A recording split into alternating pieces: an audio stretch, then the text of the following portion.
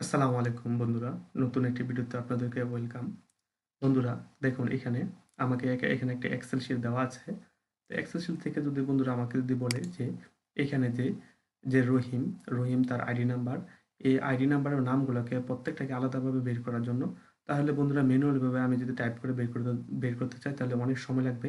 তো বন্ধুরা এটা কিবোর্ডের মাধ্যমে আপনারা শর্টকাটের মধ্যে কিভাবে বের করবেন সেই বিষয়টি বন্ধুরা আজকে আমি দেখাবো। তার জন্য বন্ধুরা আপনারা ১ম যে নামটা হচ্ছে রহিম, এই রহিম এখানে লিখবেন।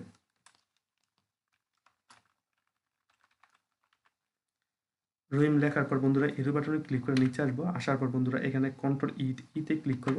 এই যে দেখুন প্রত্যেকটি নাম কিন্তু বন্ধুরা এখানে চলে আসছে এবং তাদের আইডি নাম্বারটি বের করার জন্য বন্ধুরা একই ফর্মুলা আপনারা ব্যবহার করবেন। এই যে দেখুন বন্ধুরা রহিম যে আইডি নাম্বারটা আছে এটা হচ্ছে 124545। তারপর বন্ধুরা এরো বাটনে ক্লিক করে নিচে আসবেন। আসার পর কন্ট্রোল তে ক্লিক করবেন। এই যে দেখুন বন্ধুরা আইডি নাম্বারটা কিন্তু বের হয়ে গেছে। তো বন্ধুরা ভিডিওটি যদি ভালো লাগে তাহলে আপনারা আমার চ্যানেলটিকে সাবস্ক্রাইব করবেন। আসসালামু আলাইকুম।